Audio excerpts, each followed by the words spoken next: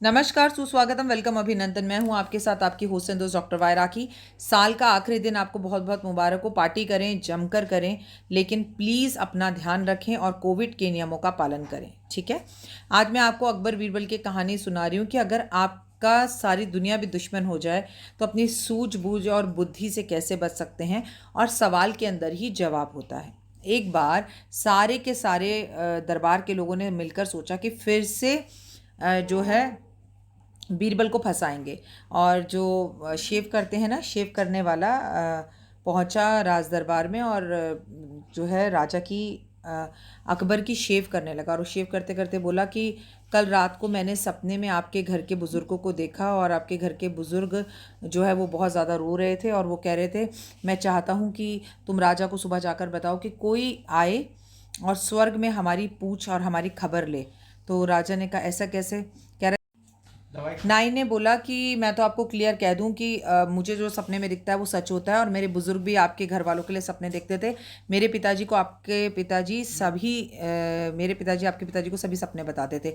अकबर को उसकी बात पर यकीन हो गया। दरबार लगा। अकबर ने कहा कि भाई अब कुछ करो, सारे राजजोशियों को बुलाओ, मेरे दरबार से कोई तो जाए स्वर्ग में जाकर और मेरे पितरों का पता लगाए, उन्हें क्या चाहिए क्या नहीं चाहिए। सबने कहा भाई ये तो काम सिर्फ बीरबल कर सकता है और कुछ नहीं कर सकता। बीरबल समझ चुके थे कि राज दरबारी उन्हें फंसा रहे हैं, तो बीरबल ने कहा बिल्कुल जी, मैं आपके जो है राज दरबार से आपके पिताजी की खबर लेने के लिए निश्चित ही रूप से जाऊंगा और सब कुछ पता कर कर आपको बता दूंगा, लेकिन इसके लिए मुझे 11 दिन का टाइम चाहिए। अकबर ने कहा ठीक है। बोले 11 दिन अब मैं काम पर नहीं आऊँगा, मैं घर पर रहूँगा। अकबर ने कहा ठीक है। 11 दिन बीत गए। 11 दिन बाद बीरबल वहाँ पहुँचे और बोले कि अब क्या हो, कैसे हो, आप मुझे बताइए। सारे राजऋषियों से पूछे कि मैं स्वर्ग जाऊँ कैसे, स्वर्ग जाने का रास्ता क्या है। इतने में सारे राज दरबारियों को इकट्ठा करो।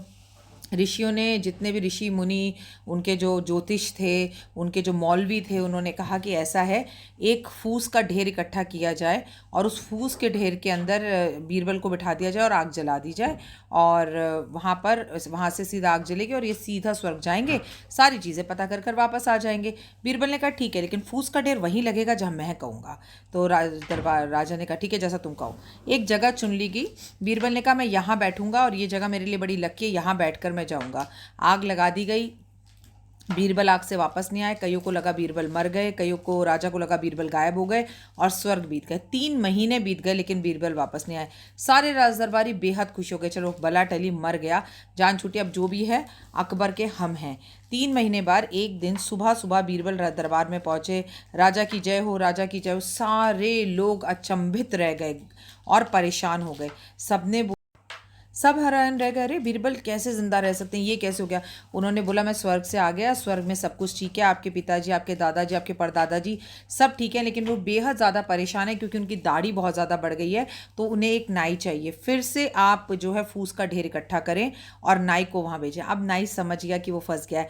नाई ने कहा दुहाई हो, मुझे बचा लीजिए, ये सब कुछ तो मुझे सारे दरबार के लोगों ने कहा था, और इस वजह से मैंने ये आपको झूठ बोला था। क्या कभी कोई स्वर्ग जाकर भी जिंदा वापस आ सकता है? तो बीरबल ने कहा कि मैं ये बात जानता था और इनकी कानाफूसी मेरे गुप्तचरों ने मुझे बता दी थी, इसलिए जो 11 दिन का टाइम मैंने आपसे मांगा था उस स्थान पर मैंने बैठ के गुफा बनाई। जब इन लोगों ने मुझे फूस के ढेर में डाला, उस गुफा और सुरंग से निकलकर मैंने अपनी जान बचा ली, और 2-3 महीने का समय लिया कि किस तरह के लोग आपके दरबार में, और आपको राजा कोई कुछ भी कहता है तो आप मान जाते हैं। इस कहानी से हमें शीर्षक मिलता है, वक्त कैसा भी हो आप उसमें डरे नहीं, अपनी समझ और बूझ से आप अपने आप को बचा सकते हैं। और जो गड्ढा हम और इस कहानी से हमें एक और शिक्षा मिलती है, वो ये कि हम जो गड्ढा दूसरों के लिए खोदते हैं अक्सर उसमें खुद गिर जाते हैं। दूसरों की काबिलियत से चिढ़ना बंद कीजिए और अपने आप के अंदर हुनर पैदा कीजिए और काबिलियत के अनुसार अपने आप को आगे बढ़ाइए। देखिए आप भी बीरबल जैसे स्मार्ट बन सकते हैं। आज कमेंट्स में साल का आखिरी जय माता दी ज़रूर लिखेगा, ताकि आने वाला वर्ष आपका बहुत खूबसूरत, और कल आपके लिए एक ऐसी मोटिवेशनल कहानी लेकर आऊँगी कि आप कहेंगे अरे वाह, जय माता दी।